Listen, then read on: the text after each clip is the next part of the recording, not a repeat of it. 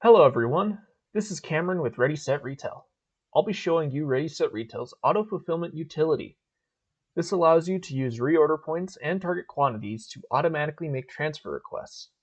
We'll go over how to set up the utility, what the settings for the utility do, and how to use the batch pick page for the fulfillment plan. Use these timestamps to skip to a specific part you're looking for. All of this information is also available in our support articles on support.readysetretail.com. To make an auto-fulfillment plan, you need to first go to the ReadySetRetail website. Go to app.readysetretail.com and sign in with your username and password. Click on Utilities in the navigation bar and click on Auto-Fulfillment. This will bring you to the page of your previously made plans with the header View Auto-Fulfillment Plans. If you don't already have any fulfillment plans, this page will be blank. To make a new plan, click on the Add Auto-Fulfillment Plan button. Add a connection using the drop-down menu, name your plan, and click the checkbox next to Use Reorder Points. Before we continue with setting this up, let me explain what each of the settings does for this utility. Mark items as shipped. This will set the quantity shipped to the same number as the quantity requested. If this is unchecked, the quantity shipped value will be 0 and will need to be filled out before the transfer can be shipped. Use overstock supply only. This will only ship item overstock while making a transfer. This prevents the item quantity from the source location from dropping below the target quantity. Days until due. This sets the number of days until the transfer is due. For example, setting this value to 1 will set the transfer to be due the day after creating the plan. Or setting the value to 3, the transfer due date will be in 3 days. Transfer line limit. This sets the maximum number of item lines that are on a single transfer. If you want there to be no limit, set this value to 0. If the transfer has more lines than the limit you set, it will be split up into more than one transfer. Batch prefix. This will add a prefix to the batch ID. This will only be visible on the batch pick page of the transfer request.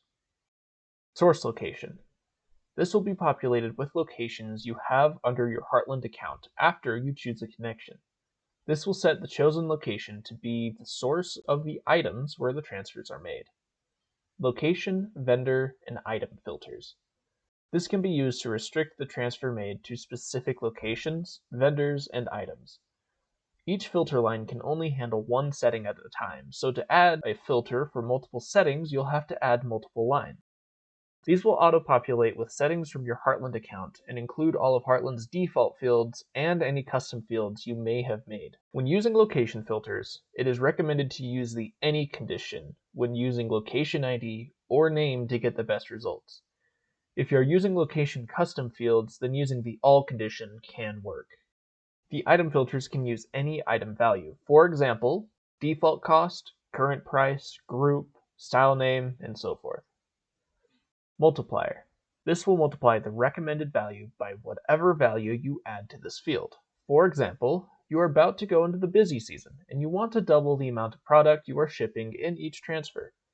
You can put 2 in this field and every transfer made with this utility will have twice as much product in them. This will only work for whole number values. Auto run.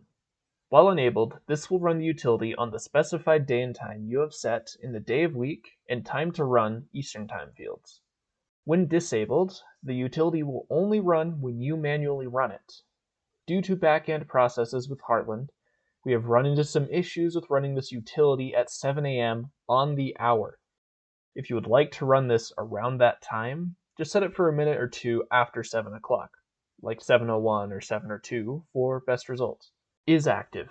This will activate or deactivate the fulfillment plan. When deactivated, you will not be able to run the plan manually and it will not auto-run. Once you have selected the settings you want, click Save at the bottom of the page. If you have it set to auto-run, the utility should run when it is scheduled to. Otherwise, you can manually run it by clicking on the green Queue for Processing button at the bottom of the page after saving. Once the fulfillment plan has been made, you can go into your Heartland Retail account, look under Transfers, and see the newly created transfer plans. Each item will have a quantity to ship already attached to it.